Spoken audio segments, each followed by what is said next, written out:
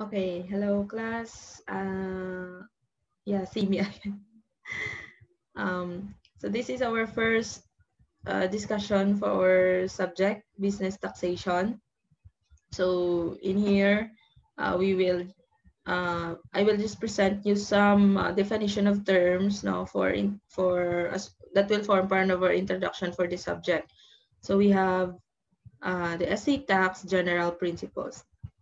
So succession. So what is succession? It is the mode of acquisition by virtue of which the property rights and obligations to the extent of the value of the inheritance of a person are transmitted through his death to others either by his will or by operation of law. So succession is something ang nabilin nga mga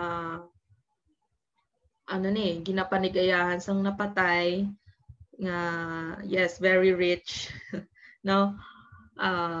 So ginpamanay sa mga buhi pa niya nga mga family, no, mga bata, asawa, or even parents. So that's succession, no, to simplify the definition mo na siya.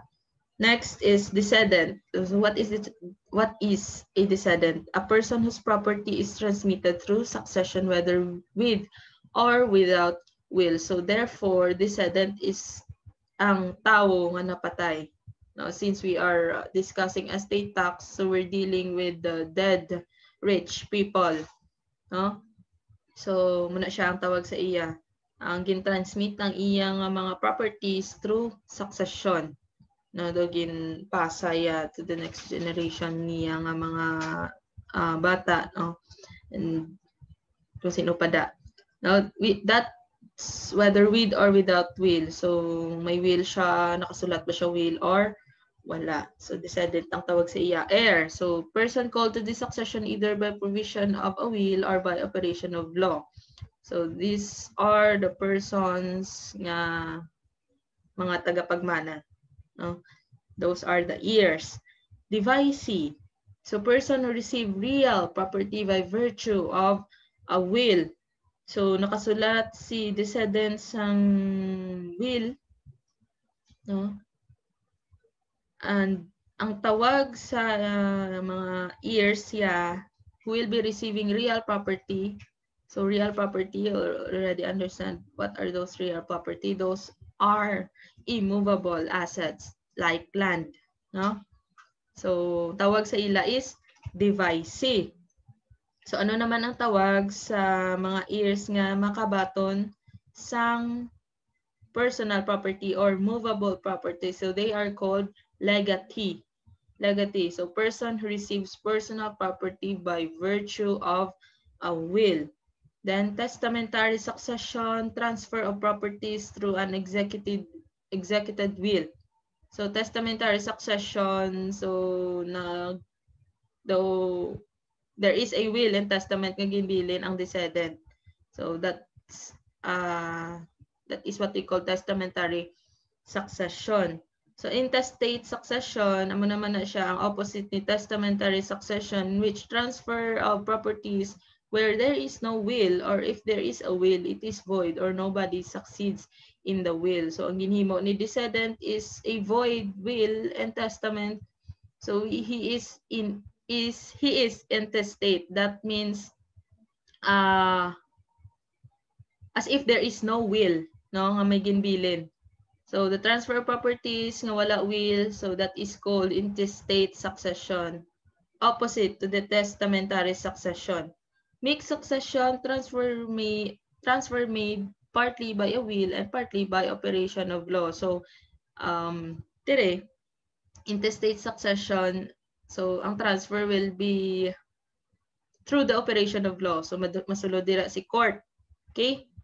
So mixed succession, partly by a will and partly by operation of law muna siya. Then executor, person or trust company named in the will to carry out its provision. So si executor na mention sa will, no, ni decedent, sa manang tawag sa iya. Administrator naman if he is appointed by the court, no, person or trust company appointed by the court to administer and distribute the estate where no executor was named in the will, or if the executor does not want to act. So administrator ang tawag sang tao, or the trust company will administer and distribute the estate. No, if there is no executor, no, na mention sa will, or if may ara gid man pero hindi gusto mag-act non-executor, no, for some reasons. Then legitime. So the portion of the decedent's estate which the law reserves to his compulsory heirs. So legitime, muna siya ang part sa estate, no, sang napatay in which gina-portion na naiya sa ngaton nga layi nga para lang gid niya sa mga compulsory heirs. So who are those compulsory heirs? Amo na siya ang mga successor, no, ni decedent sa iyang mga properties na protected by the law. No? So who are those compulsory heirs? Legitimate child, illegitimate child, no, surviving spouse, and even parents if wala mga bata ang napatay. So sila giniya ang direct family sang napatay. Then the portion of the decedent's estate in excess of the legitimes is called the free portion. The free portion is those ang pwede mahatag ni decedent sa kung kasino iya gusto, even though hindi iya kadugo. So muna siya. So there are laws man that governs the distribution of the legitime to its compulsory heirs and also for the free portion, but I did not include that in this presentation since ara na saya sa law, ara na sa mga tax laws. So this is just for for presentation, for discussion purposes, and it's not that it's not directly affecting our subject man, no, ang mga distribution na sa mga legitimate distribution of the properties gidya nga may ginasunod kita nga mga so we are here to compute the estate tax payable. That's the essence, no, but not the distribution itself. So that is why I did not include that in this presentation.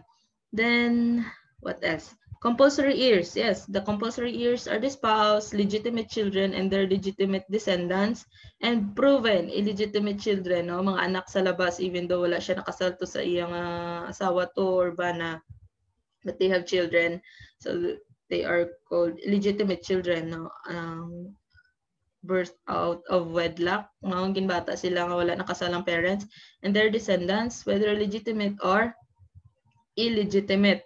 So in the absence of legitimate children, the legitimate parents or ascendants becomes the compulsory heirs.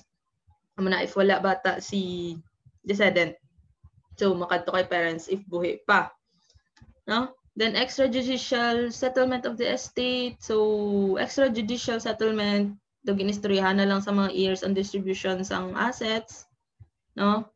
So there is mutual understanding between them, but here in the Philippines, I doubt that. No, for rich people, I think the court will always intervene. Now, out of court settlement entered into by the heirs, transferring and distributing the property left by the decedent. So I think saldam lang na di katabo sa Philippines ang extrajudicial settlement of the estate. So sa mga medyo hindi guro manggarano, no, pero may kwarta-kwarta, and ang mga kabataan sang napatay is hindi sila mga sakim, no, they just have the mutual understanding as to the distribution of the assets of the parent nga napatay and even the asawa. So of course extrajudicial settlement happens, but I doubt that here in the Philippines. Transfer tax, tax imposed upon the transfer of property ownership. So it is a privilege or excise tax which is imposed on the act of passing ownership of the property and not a tax on the property itself. So always note that estate tax, no, transfer tax, estate tax, it's a tax on the privilege.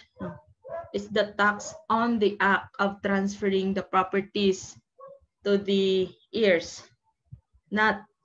but this is not a tax on the property itself. Okay, so take note of that. And then estate tax, a tax levied upon the transfer of the net estate of the decedent to his heirs. So upon transferring, so estate tax, no? Dira na si estate tax. So estate tax is an example of transfer tax. Kay we have also donors tax man, in which we will going to take up for midterm. Okay?